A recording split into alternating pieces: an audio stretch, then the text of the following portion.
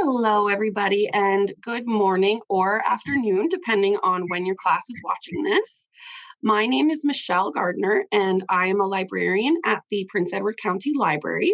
And our presenter today, Lola Reid Allin, is a commercial pilot, a flight instructor, a scuba dive master, and an adventurer who has explored more than 60 countries in depth. She has backpacked across Baffin Island, trekked the Inca Trail, summited Kilimanjaro, earned her dog mushing certificate in the Yukon, and crossed deserts on camel. She is also an award-winning author and photographer whose work has appeared in many notable publications in print and online, including National Post, Globe and Mail, and National Geographic. To share her adventures and photographs, to provide a showcase for other photographers and inspire others to travel, she created the Armchair Traveler Travelogue in 2017. And her personally narrated PowerPoint presentations include travel presentations about Vietnam, England, Baffin Island, the Maya, Morocco, Chile, and Scotland. But today, she will be taking us through her journey to success in aviation. Thank you so much for being here, Lola. Thank you very much, Michelle, and thank you very much to the County of Prince Edward Library for hosting this presentation, Pathways to Success. Just want to point out that I've titled it this way specifically. It's not pathway to success, it's pathways. There could be many pathways, or maybe you're like my husband, who at age 6 decided he was going to become a doctor, and that's what he did. He became a doctor. But doesn't always work that way for everyone, maybe because they reach obstacles, or maybe because they make a definite decision to change. But notice I say obstacles. Let's call them detours. I want to encourage you to embrace those detours and to actually recognize them as challenges to be overcome.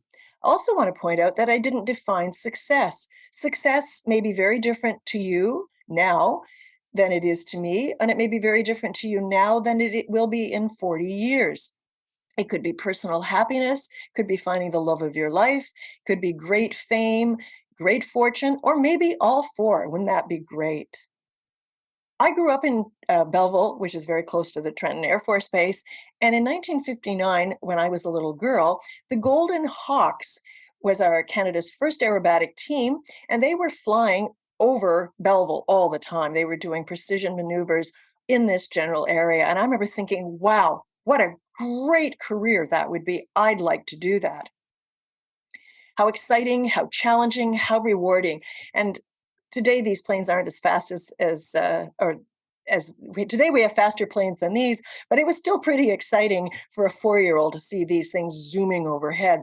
So I mentioned that to my mom and dad, and my dad said, no, girls don't fly airplanes. And I looked around, and because we had a lot of military pilots coming to Belleville from Trenton, they were all male. And in fact, the entire military force was male. And any of the pilots I knew, they were male.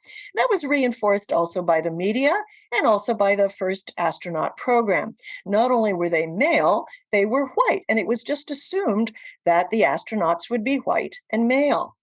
Wasn't the same story for females. Women were encouraged either directly or subtly to be housewives, to be caregivers for the husband and the children. And if they had careers, they had about 4 choices. They could be teachers, nurses, flight attendants, which were then called stewardesses, or secretaries and stenographers. My mom was a stenographer. I also want to emphasize there's absolutely nothing wrong with any of these careers. They're all very important careers, but if those are your choices and the men have, or boys have many, many more choices, there's something that's just not quite fair.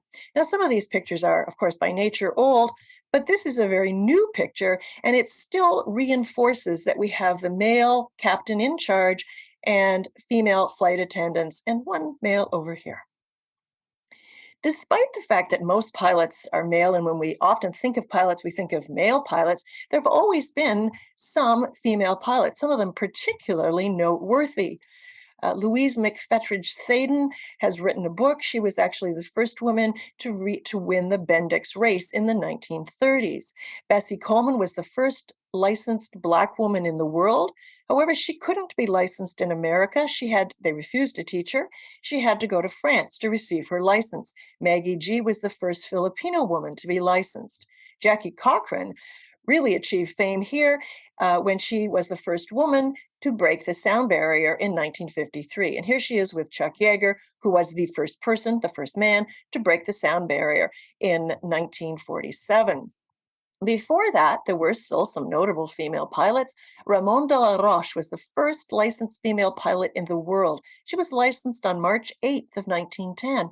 And if March 8th is sounding familiar to you, that's because that's the day we celebrate her on International Women's Day. A few years later, Jerry Mock, the flying housewife, flew around the world in 1964. When she landed in Saudi Arabia, the men on the ramp were absolutely puzzled. Where was the male pilot? But they were delighted, and it brought a rousing ovation. I started my flight training, my private pilot flight training in 1979, and I saw this magazine. There are lots of piles of them at the flight school. And the subtle message here is, if a housewife can fly, certainly a man can fly. And you internalize these and you think, oh, maybe I really shouldn't be a pilot. But I persisted.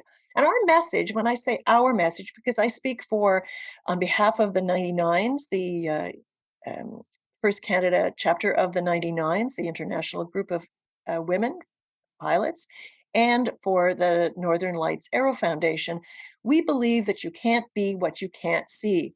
So earlier I said that my mom was a stenographer.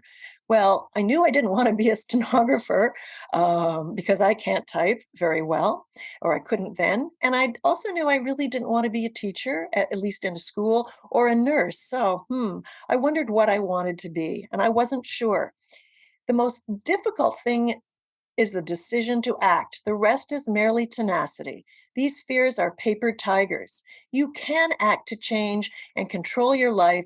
The procedure, the process is its own reward. And guess who said that? Amelia Earhart. And she's the face of women in aviation. And in fact, she, along with 98 other women, formed the 99s in 1929. And we believe that unless you spread your wings, you will have no idea how far you can fly. Now, I mean that literally by taking flight lessons, but whatever your goal in life is, go for it. If you don't try, you've already failed. Or, as the great Gretzky says, I miss 100% of the goals I don't take. So, what career do you want? Maybe you don't want to be a pilot. Maybe you want to travel the world and help others. For example, this mission I was on in Guatemala. Maybe you want to be a physician. This is my husband. Maybe a scientist working in a lab, airline pilot, musician, military pilot, or a flamenco dancer. Maybe you want to work for the military or be a veterinarian. Why do you want that career? And it's important for you to decide why you want that career, and also to recognize that there may be obstacles, and maybe you'll get all the way through university or college and decide that's not the career you want. There's nothing wrong with that. Are you a candidate for flight training? I'm not sure that when I started flight training, was I a clear communicator? Maybe. Was I highly aware of my surroundings? Yes, and that's very important. Are you decisive and a quick thinker? Able to understand technical information. Now, don't panic here. I'm not sure if I could have understood much technical information. I do know that I did want to take shop at high school, and I was told, this is in the 70s, that was not possible. Luckily, things have changed, and girls are now taking shop and auto mechanics. This is important here. Do you remain calm in difficult or dangerous situations? Do you have a confident, self-disciplined mentality, leadership skills, and strong team working skills? If the majority of your answers are yes, aviation might be an excellent career for you. Consider it anyway, even if you're still hesitant about many of those. But because I want to tell you, at no time during my first flight lessons did I think this will be my next career. Remember, men were pilot. Taking lessons was the first step. And in fact, it was my husband who encouraged me to take flight lessons.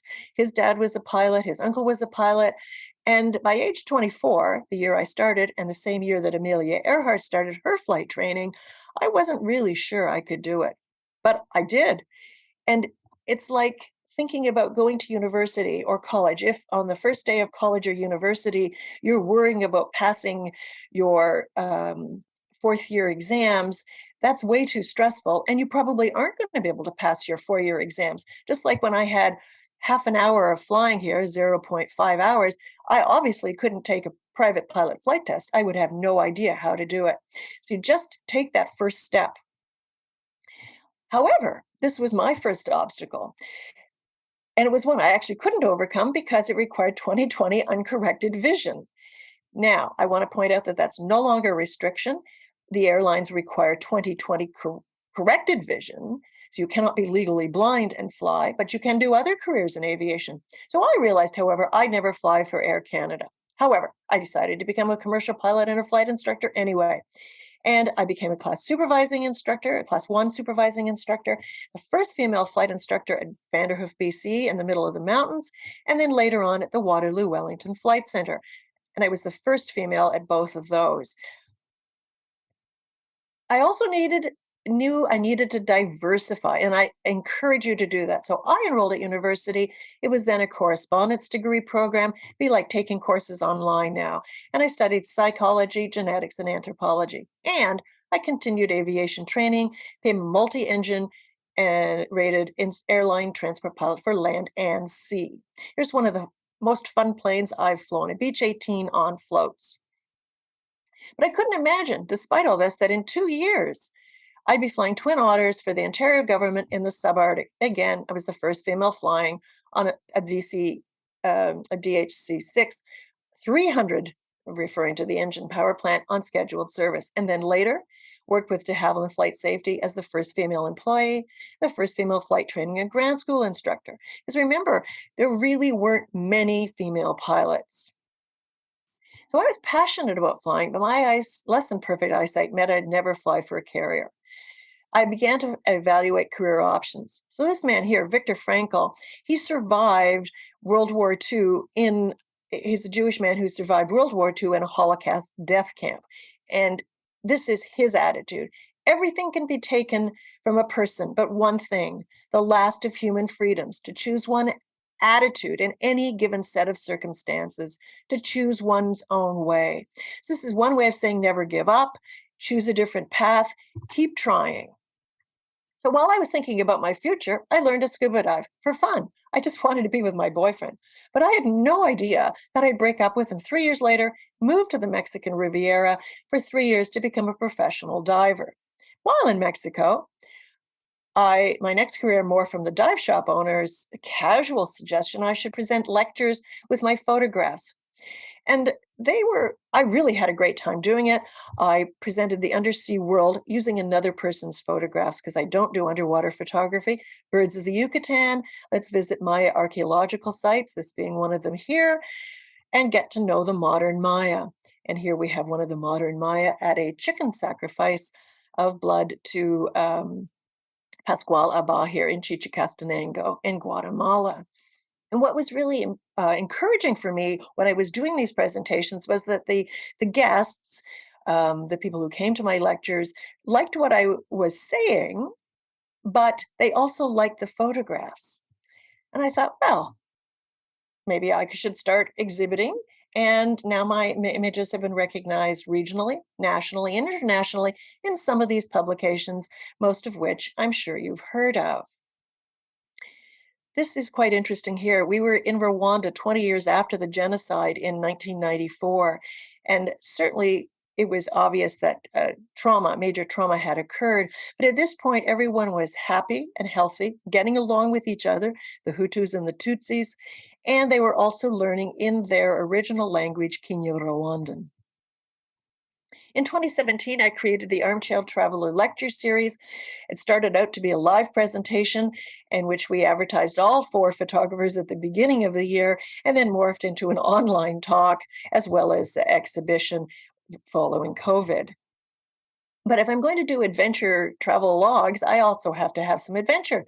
So I've summited Africa's two tallest peaks, Kilimanjaro and Jebel Toubkal. So here I'm at Kilimanjaro, over here in Jebel Toubkal, and crossed 22 glacial rivers in Canada, over here at the Akshiak Pass in Baffin Island. It was quite a challenge, but it was great. And you feel great after you cross one of those rivers. I also became a published author. This one here, do you like to sleep alone? Based on my experience staying overnight in a Masai Manyatta. There are some realities of the profession, and perhaps any profession. So the four forces of flight are dreams. Normally in aviation, we call this lift, thrust, weight, and drag. But here it's been changed to dreams, thinking about lift. Over here, thrust. Well, we have money but no time, or time but not enough money. And aviation is expensive, but there are grants and certain schools where you can get reduced fees. The weight of it all, the reality, is obligations to school, work, partner, spouse, children, and that applies not just to aviation. Over here, we have legislation.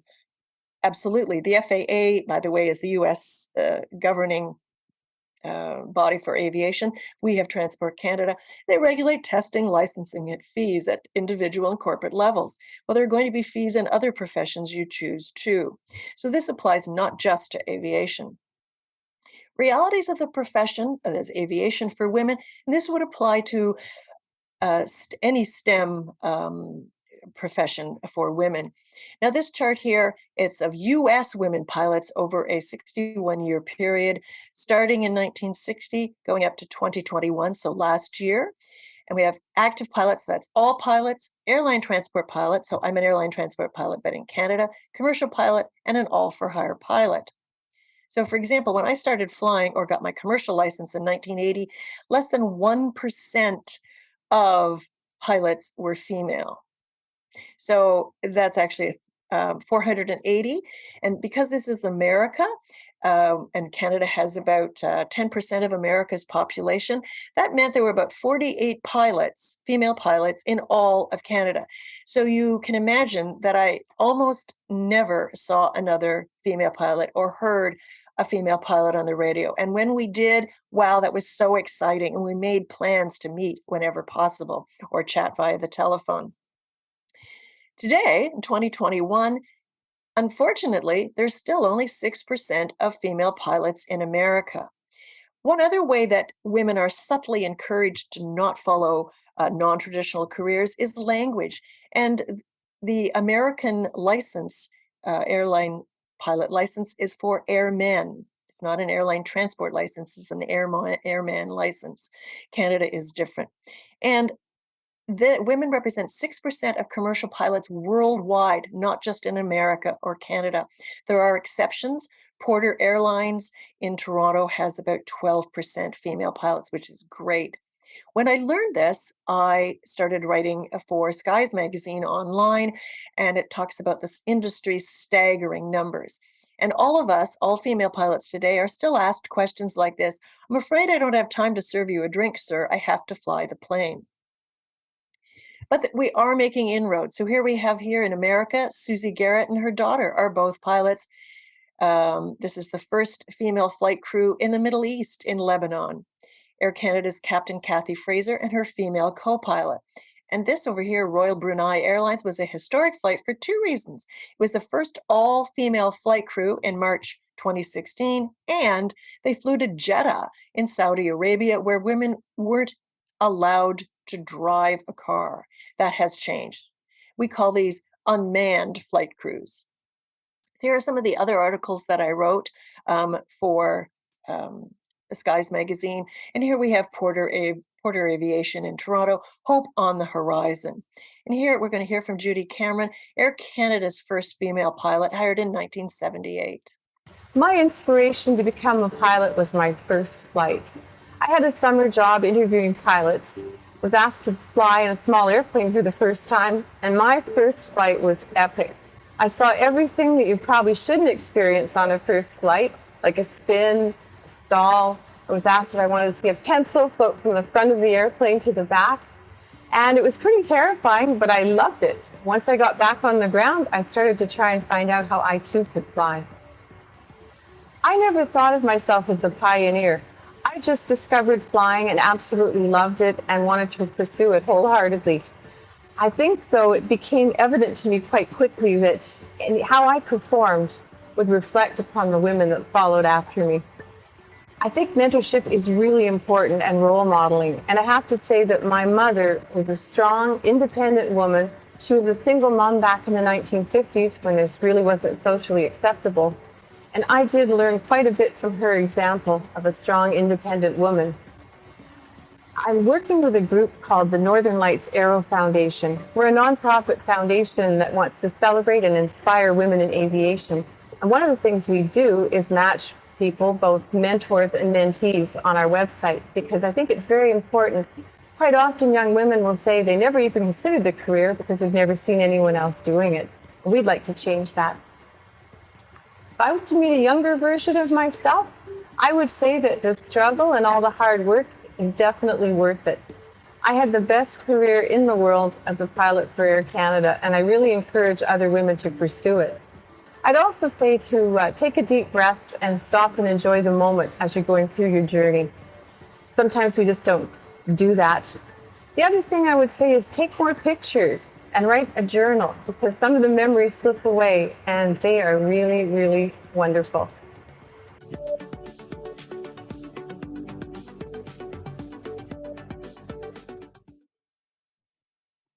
I hope you enjoyed hearing Judy's version of her career, and it is spectacular. Another trailblazer is Captain Rosella Bjornsson, who was actually the first female captain in Canada. And Rosella says, live your dream, do what you love, cherish every moment, be brave, take risks, not foolish ones, calculated risks. Create your own happiness. Don't depend on anyone else to make your happiness. Have an open mind and an open heart. Make a difference in the world. Set a goal, never give up, dream big, be fearless. Make every moment count and be flexible, because sometimes your goals don't always work. Now, Rosella's role model was her father, Ken Bjornsson. He learned to fly in 1947, and when his daughter Rosella was 5, he took her for her first flight. A few years later, when she was 17, on her birthday, July 13th, Rosella's parents took her to the airport as a surprise and gave her her first flight lesson. 3 months later, she got her private pilot license. She was the first female airline pilot, the first female first officer, first female captain on a Canadian airline, first female member of the Canadian Airline Pilots Association. She paved the way for women in aviation, then became the first Canadian pilot to take maternity leave in 1979, which meant she was grounded, not that she was on maternity leave. But she was pivotal in expanding maternity leave benefits in 1984.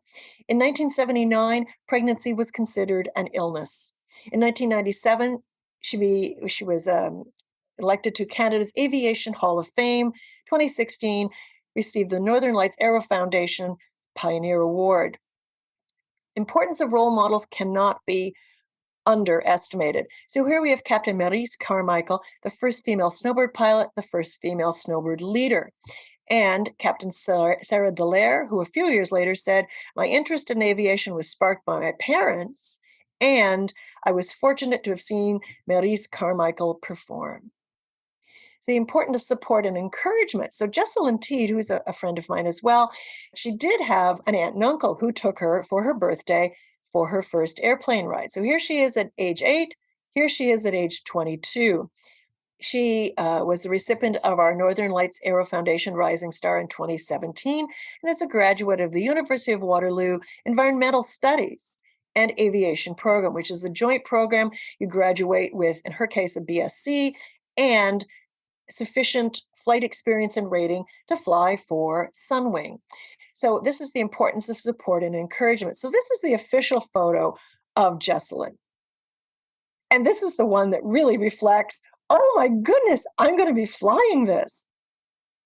More encouragement and role models. So Denise LeBlanc Egglestone has now retired, but was the controller at Air Canada. Her husband is also retired and is an Air Canada pilot. There's their daughter, Lauren, um, as a girl guide, I suppose age 10. And here she is now flying for Air Canada. And she started as a first officer in 2018. And she's a graduate of Seneca College Bachelor of Flight Technology program. Oh, and this is another friend of mine, and you can tell that this is her daughter. Zara Rutherford is now the youngest woman to have flown entirely around the world at age 19. Again, she had role models. In this case, a very supportive mother who is a lawyer, and a father, Sam Rutherford, who is an ex-military pilot. Despite the fact that she just did this earlier this year, what she says, growing up, I didn't really see many female pilots or female computer scientists. Those are two of her passions. It's quite discouraging when there's no one you think you can relate to that does those things. I hope other girls see me and think I'd love to fly one day too. You can't be what you can't see. So there are other ways you can learn to fly or get acquainted with aviation. The Waterloo Wellington Flight Center in Kitchener. This was in 2019, but every year except for COVID, they have a Girls Can Fly Day, usually in May. And here are two girls at a mock-up control panel of a Cessna or a light aircraft. And here's Sheridan with Captain Barbie. Another organization, and in addition to the 99s, is Women in Aviation International, WAI.org. All these role models. So there are Girls in Aviation Day. The stats were 10,000 attendees, 12 student chapters, 5 international chapters. One was ours here in Canada in Toronto, 52 US chapters, 21 corporate member events, and 9 countries. So throughout the world, this is something that encourages young women and girls to pursue a career in aviation. We've also do other presentations to other libraries. And here we have pilot Amelia Barbie doll. This is the daughter of a friend of mine, Natasha. When I grow up, I want to be a pilot. I want to be a pilot because my mom was.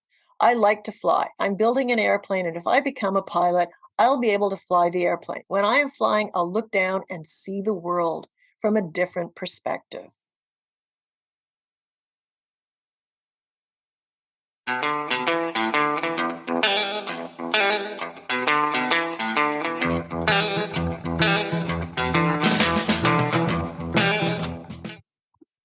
Now, the 99s is the other organization that I mentioned that was formed in 1929 by Amelia Earhart and 98 others. Today, there are 6,500 women in 61 countries, I believe, around the world who are members of the 99s. As soon as you start taking flight lessons, or actually even before, you can become a member of the 99s. They provide grants and loans to female pilots to pursue their flight training at various levels.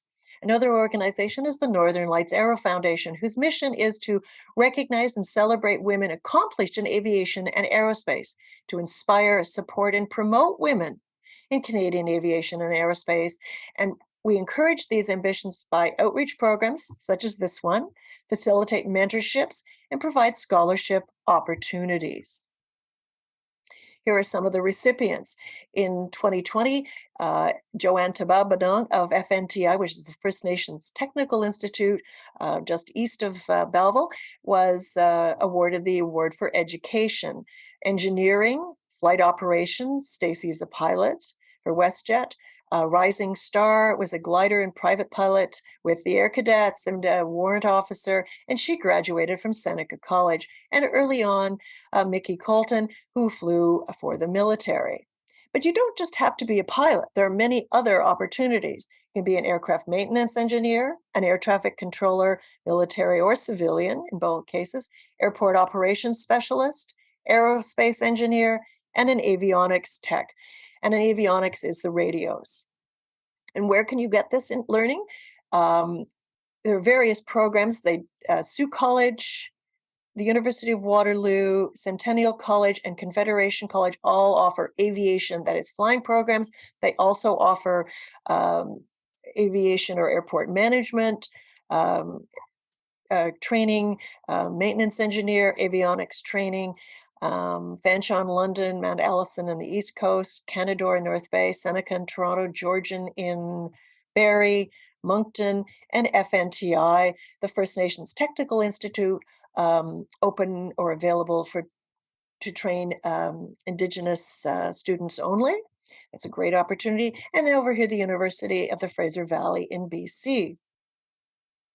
This young girl lives in the Philippines, and I've never met her, but in 2018, I climbed Kilimanjaro or trekked Kilimanjaro with at about the same time as her aunt did, and we became good friends.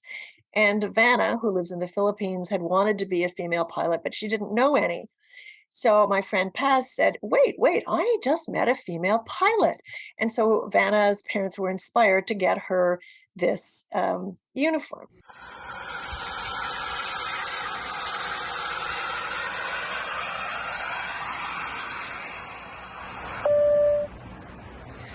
Good morning, ladies and gentlemen. This is your captain speaking. I would like to welcome you to the Lewis airline. The weather outside looks good. Please be sure you are seated and your seatbelt is fastened. Until then, sit back, relax, and enjoy the rest of the flight. Thank you. The thing to remember is to choose a positive attitude. Set specific goals, but embrace the detours, as in opportunities, in case you have a different career or a different career path. Keep your focus, don't let others change your mind, and change fear into face everything and rise. With some amusement here, I learned that my name is on the Women in Aviation History at the Bushplane Museum in Sault Ste. Marie. When my friend told me about this, I said, wow, I didn't even know there was a museum at Sault Ste. Marie. But sure enough, there we are.